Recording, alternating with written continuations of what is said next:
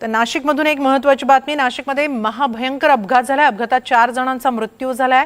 नाशिक पेठ महामार्गावर हा अपघात झालाय। इको कारला एका कंटेनरनं धडक दिली। या तिघांचा जागीच मृत्यू झालाय। एकाचा उपचारादरम्यान मृत्यू झालाय। दरम्यान कंटेनर चालकाचा शोध सुरू करण्यात आलाय। विचित्र आणि काळजाचा थरकाप उडवणाऱ्या या अपघातात 4 जण ठार झालेत। याबाबत अधिक माहिती घेऊया आमचे प्रतिनिधी प्रांजल कुलकर्णी यांच्याकडून। प्रांजल, काय अधिक माहिती या अपघाताबाबत? हेमाली, आज सायंकाळी साधारणतः 5 वाजेच्या सुमाराची ही घटना आहे।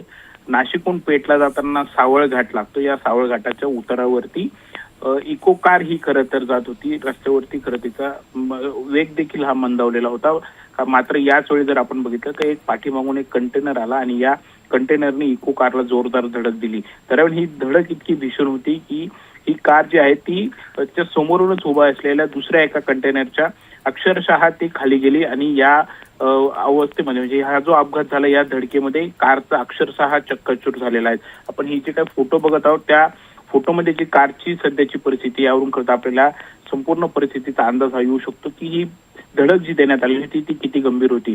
दरम्यान या घटनेमध्ये जर बघितलं तर 2 पुरुष आणि एका महिलेचा घटनास्थळीच मृत्यू हा झालेला होता। तर 2 प्रवाशांना गंभीर अवस्थेमध्ये उपचारासाठी नाशिक जिल्हा रुग्णालयामध्ये हलवण्यात आलं होतं।